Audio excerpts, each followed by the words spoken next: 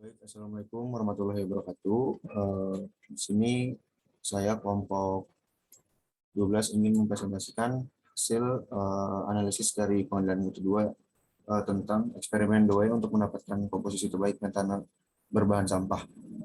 Untuk pengarangnya itu Agus Mansur, Agus Taufik, dan Dian Janari.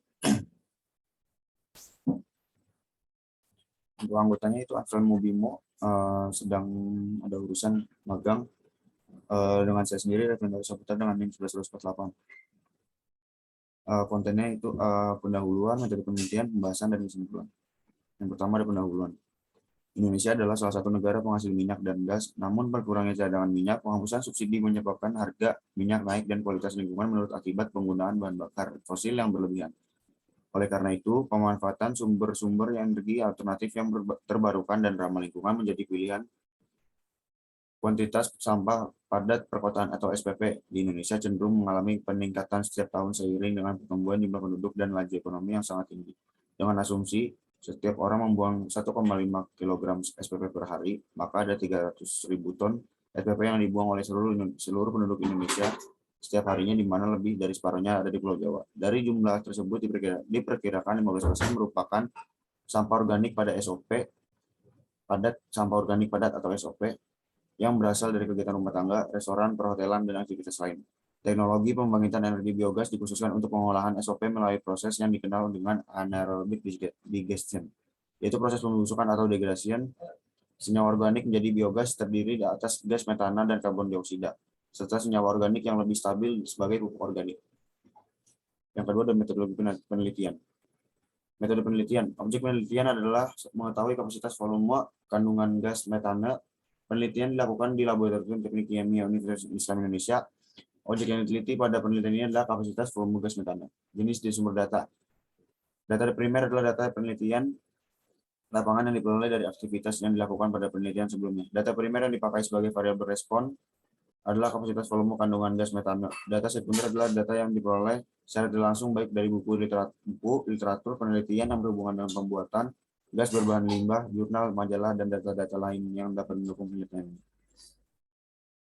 Perencanaan eksperimen merupakan penyediaan tahap informasi yang dibutuhkan untuk melakukan eksperimen.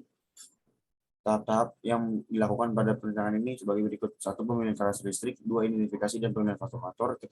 Penentuan faktor-faktor kendali dan faktor noise. Yang keempat adalah pemilihan matriks ortogonal. Yang kelima ada penentuan matriks kombinasi. Metode penelitiannya yang pertama ada uji normalitas data.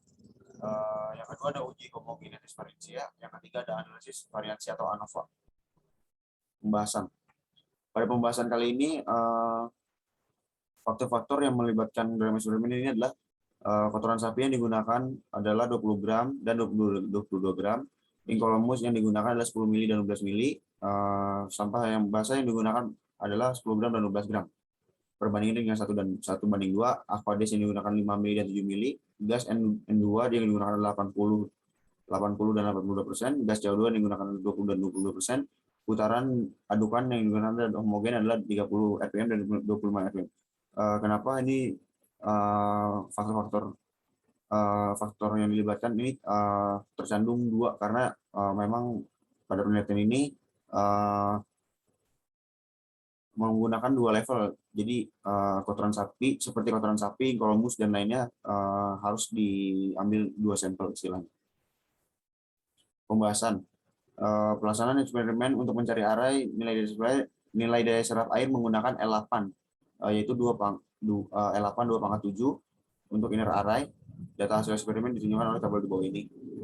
Bisa dilihat Y1, Y2, Y3, Y4 itu adalah hasil eksperimennya, dan trial 1, 2, 3, 4, 5, 7 sampai 1, 2, 3, 4, 8 itu adalah nilai inner array yang bernilai L8 2/7.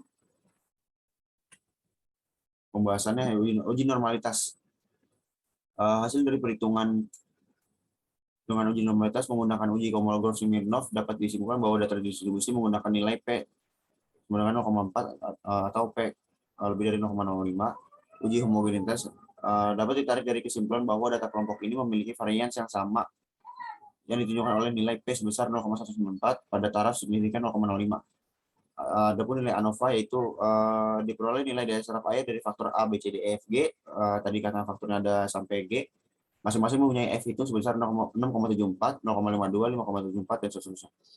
Dan F table adalah 4,26 dari ketujuh faktor di atas. Faktor A dan faktor C mempunyai nilai F hitung lebih besar daripada F table, maka HO ditolak, berarti faktor tersebut berpengaruh terhadap volume gas metana. Ada yang terakhir signal to noise ratio. Berdasarkan analisis signal to noise, dapat diperoleh gas metana formulasi terbaiknya adalah A1, B2, C2, D1, E2, F1, G2 dengan komposisi kotoran 20 gram, inkolomus 12 mili, sama basa 12 gram, aqua ada 5 mili, gas N2 82%, gas CO2 20%, dan putaran adukan 25%. Ini bisa dibilang smaller than better ya.